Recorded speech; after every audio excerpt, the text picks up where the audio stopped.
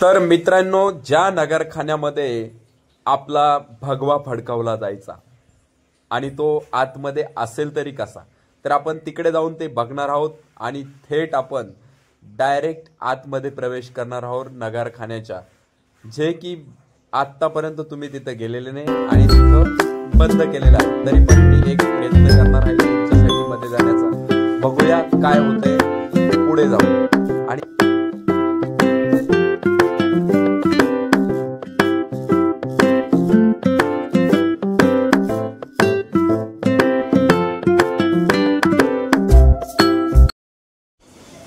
तर मित्रांनो, आपल्याला अशा प्रकारे जे नगरखान्याच्या दरवाजावरती दिसत आहे 2 कमळ पुष्प, ते आहे शुभ लक्षण, लक्ष्मी आणि सरस्वती यांचा वास. म्हणजे इथे कुठल्याही गोष्टीची कमी नाही. आणि त्यावरती जे आपण बघितले होते हत्ती आणि शरभ, हे ताकदीचं प्रतीक आहे. म्हणजे बलाढ्य हा किल्ला आहे असा त्याचा अर्थ होतो. तुम्हाला प्रश्न पडला असेल, आता मी वर जाणार आहे, कसा जाईल, रस्ता असेल की नसेल आणि वरती काय असेल. परंतु नक्कीच तुमच्या प्रश्नांचं उत्तर किंवा तुम्हाला पडलेले प्रश्न बरोबर आहे आणि ते उत्तर मी देणार आहे. इथून फार अवघड आहे मित्रांनो, बंद केलेली वाट आहे. पण मी तुमच्यासाठी ह्या पावसात आणि या चिखलातून अतिशय रिक्स आहे तशी बघितली तर इथून मी जाणार आहे. तुम्ही आता बघत राहा.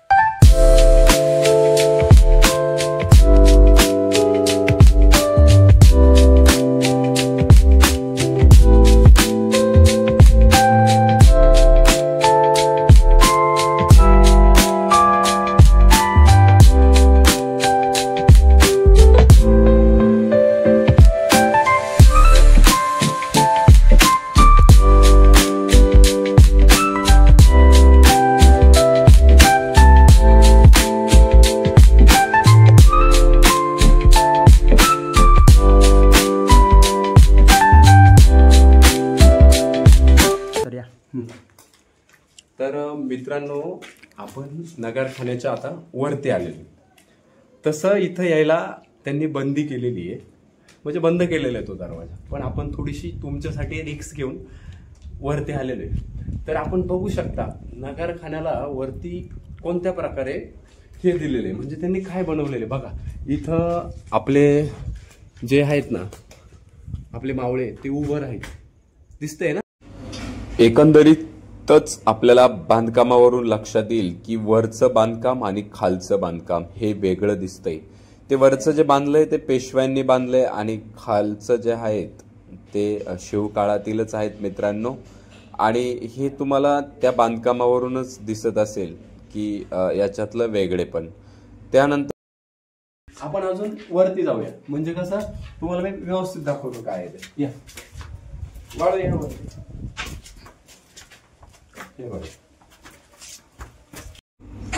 फायनली आपण आलेलो आहोत वरच्या बाजूला, जे की आपल्याला एक बाजूनी पूर्णपणे तुम्ही बघू शकता बाजारपेठ दिसते, होळीचा माळ दिसतोय आणि एक बाजूने आपल्याला थेट महाराजांचं सिंहासनाचं दर्शन होतंय. असं आपण इथून एकदम सगळीकडे हे बघा सिंहासन बघ स्टेट दिसते. धुका असल्यामुळं मित्रांनो थोडंसं क्लिअर दिसत नाही. परंतु तुम्ही जेव्हा याल तेव्हा तुम्हाला वरती यायची आता गरज नाही, कारण की इथं थोडं येणं रिस्की आहे आणि तुम्ही वरती येऊ नका. ते थोडंसं त्यांनी त्यामुळे बंद केले, जेणेकरून मी पण यानंतर वरती येणार नाही. आता तुम्ही बघा अशा प्रकारची वरची बाजू आतमधून दिसते मित्रांनो.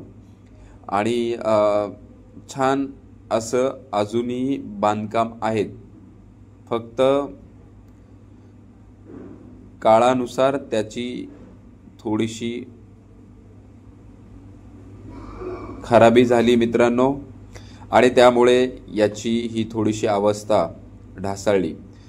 त्यानंतर आपण आता खाली जाऊया आणि पुन्हा एकदा बाहेरच्या साईडनं आपल्याला कसं दिसतंय ते बघूया।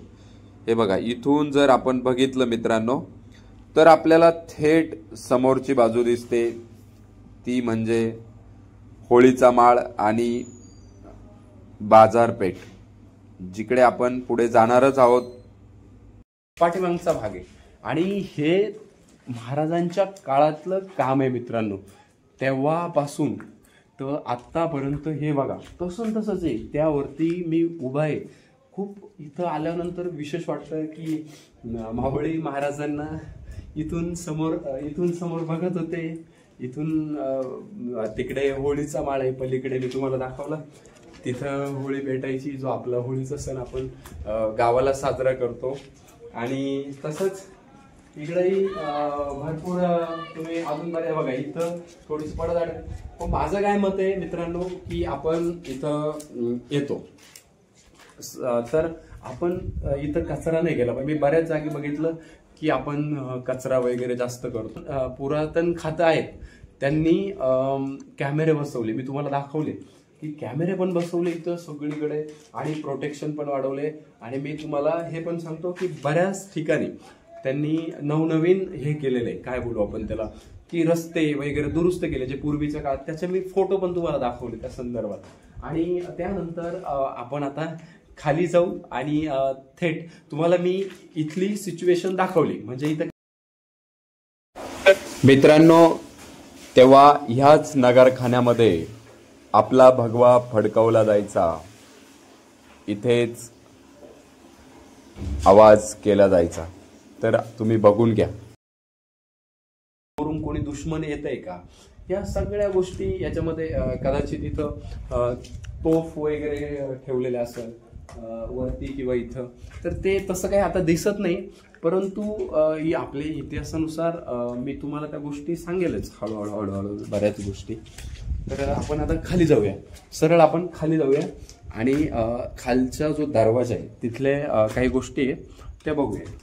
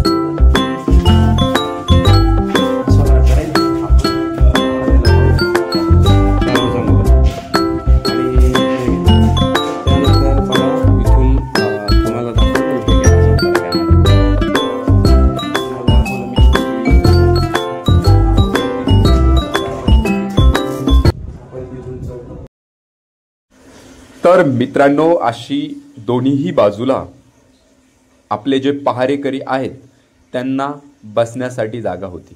त्यानंतर तुम्ही बघू शकता की इथे हे जे आहेत कोणे, तर यामध्ये कदाचित इथे दिवे वगैरे ठेवत असेल त्या काळी, किंवा काही आपले कामकाजासंदर्भात ज्या गोष्टी असेल त्या ठेवल्या जात असेल। त्यानंतर इथे बघू शकता तुम्ही एक दोन दरवाजे होते, एक जो होता तो इथे मुख्य होता आणि नंतर दुसराही एक छोटा होता.